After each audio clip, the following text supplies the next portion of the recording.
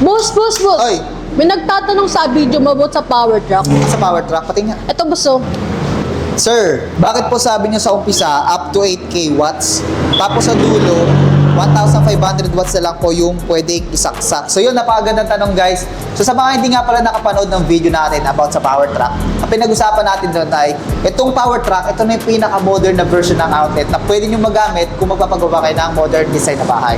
So dahil nga modern na siya, kaya mahaba na siya, mas marami na rin kayong appliances na pwedeng isaksak dito ng sabay-sabay kasi nga yung max na capacity nito mas mataas na rin. So yung capacity kasi ng mga nakasanayan nating outlet tulad ng mga ganito ay nasa 2,200 watts lang.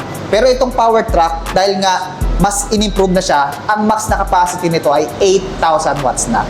So regarding dun sa tinatanong ni brother na bakit daw sabi ko sa umpisa 8K watts yung capacity nitong power truck, so tama siya doon. Tapos sa dulo daw, bakit daw 1,500 watts lang na appliances yung pwedeng isaksak dito sa ating power truck. So yung sinabi kasi natin dun sa part 1, ang recommended lang na isaksak sa mga power truck ay 1,500 watts na appliances up to 1,800 watts lang.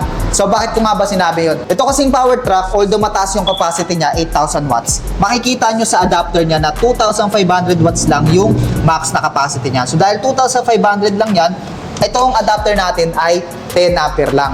So dahil nga 10 ampere lang siya, hindi tayo pwedeng lumagpas sa 2,500 watts.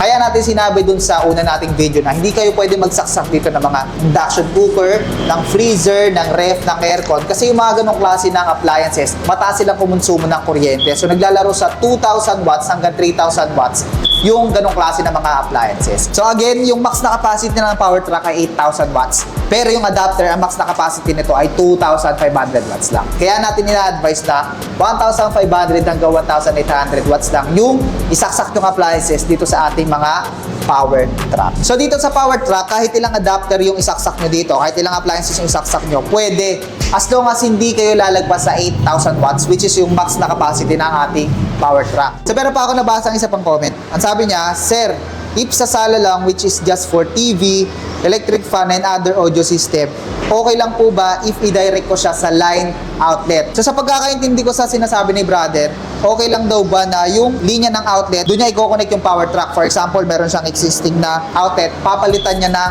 power truck.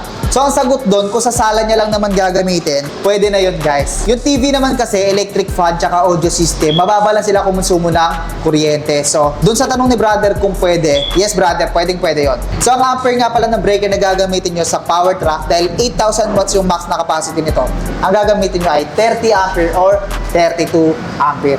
Pagdating naman sa size ng wires na gagamitin nyo dyan, para sa line 1, sa line 2, tsaka sa grounding wire, ang size ng wire na gagamitin nyo ay THH number 10 or 5.5 mm². So again, kung gagamit nga pala kayo ng power truck, kung sa sala nyo lang naman gagamitin, pwede nyo na yan i-direct sa line outlet kasi mababa lang naman kumonsumo ng kuryente yung mga appliances natin doon tulad ng TV, electric fan, and yun, yung mga audio system.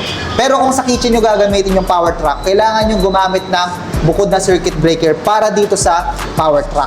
Kasi nga yung mga appliances na ginagamit natin doon ay matataas kumonsumo ng kuryente. By the way, sa mga nagtatanong nga pala kung saan makakuha ng ganitong power truck, guys, buksan nyo lang yung TikTok nyo, search nyo lang Trev Electrical, then visit shop, makakapag-check out kayo dyan ng 1 meter na power truck and half meter na power truck. So sa 1 meter na power truck, nakaset na to with 4 pieces na free adapter.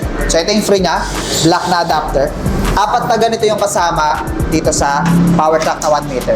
Pagdating naman dito sa half meter, ang free na adapter naman dito ay 2 pirasong black na adapter. Kung meron pa kayong mga gustong malaman about dito sa power truck, comment lang kayo dyan sa baba. And syempre, pwede nyo rin kaming i-message.